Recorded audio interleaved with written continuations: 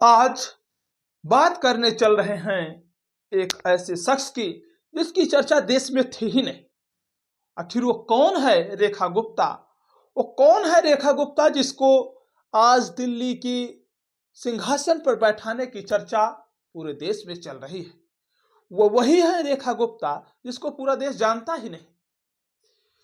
आपको पता है कि दिल्ली विधानसभा के चुनाव 8 फरवरी को चुनावी परिणाम आ गए थे, जिसमें 3 बार से सत्ता में रहने वाली आम आदमी पार्टी को मात्र 22 सीट मिले और वहीं 27 साल के वनवास में जाने वाली भारतीय जनता पार्टी को 48 सीटों पर जीत मिली थी।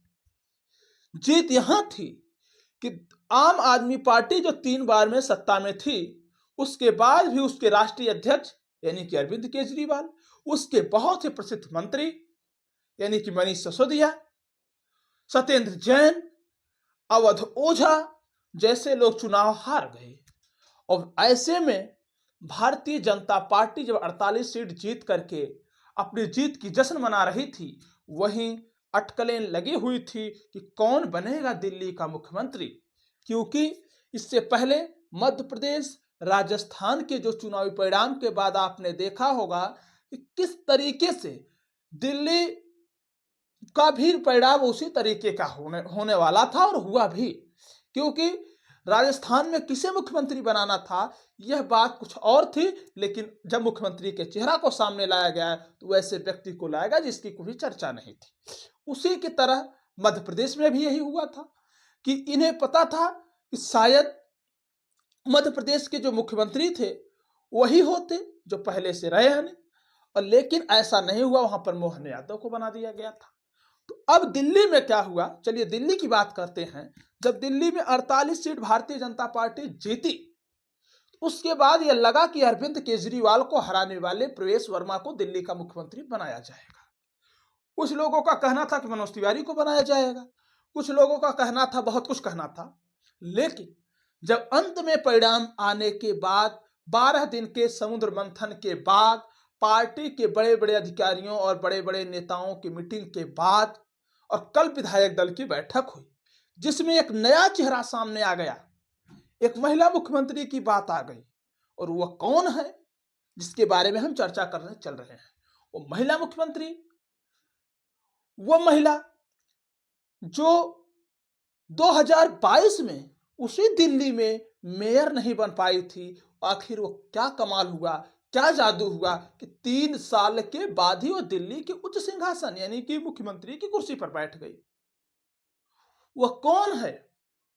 नाम है रेखा गुप्ता। 50 वर्षीय रेखा गुप्ता, जो प्रवेश वर्मा से 3 वर्ष बड़ा लेकिन राजनीति में उनसे छोटी हैं। कारण यह है कि प्रवेश वर्मा राजनीति पहले से कर रहे थे और रेखा गुप्ता राजनीति में बाद में आई हैं। राजनीति में उनकी जूनियर हैं, लेकिन उम्र में 3 वर्ष की बड़ा हैं। और 21 राज्यों में भारतीय जनता पार्टी की सरकार होने के बाद भी एक भी महिला मुख्यमंत्री नहीं थी। तो शायद यही सोच करके महिलाओं को चाहे आगे बढ़ाने के लिए यह रिजल्ट आया हो और यह मंथन की गई हो और उसमें रेखा गुप्ता को मुख्यमंत्री बनाने के लिए लोगों ने मोहर लगा दिया। रेखा गुप्ता मूल रूप से हरियाणा की रहने वाली हैं और इतना ही नहीं, वह रेखा गुप्ता 1996 और 1997 में दिल्ली विश्वविद्यालय के छात्र संघ की अध्यक्ष रहीं और वह उत्तरी दिल्ली से कभी पार्षद हुआ करती थीं, जिनके पार्षद के कार्यकाल में बहुत से परिवर्तन हुए थे।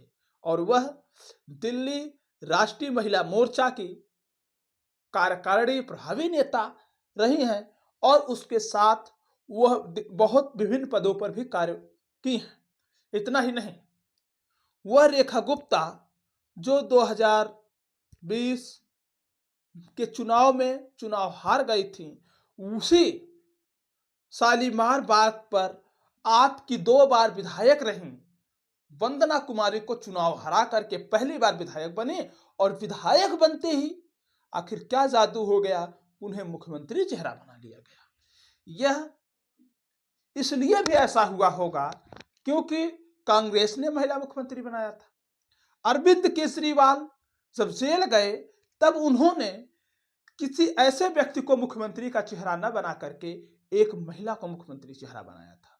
तो शायद उसी महिला को वोट के सेधने को लिए और महिलाओं के प्रति अपनी संवेदनाओं को व्यक्त करने के लिए शायद प्रधानमंत्री मोदी और जेपी नड्डा, अमित शाह जैसे बड़े नेता इस बात पर सहमति जताई और रेखा गुप्ता को दिल्ली के मुख्यमंत्री बनने का निर्णय लिया गया है। और इतना ही नहीं, आप जानते हैं कि वह रेखा गुप्ता अपने जीवन में सदैव राष्ट्रीय स्वयंसेवक और भारतीय जनता पार्टी से गहरा जुड़ाव था। अब यह होगा कि किस प्रकार से दिल्ली की मुख्यमंत्री बनने के बाद रेखा गुप्ता कैसा कार्य कर पाएंगे।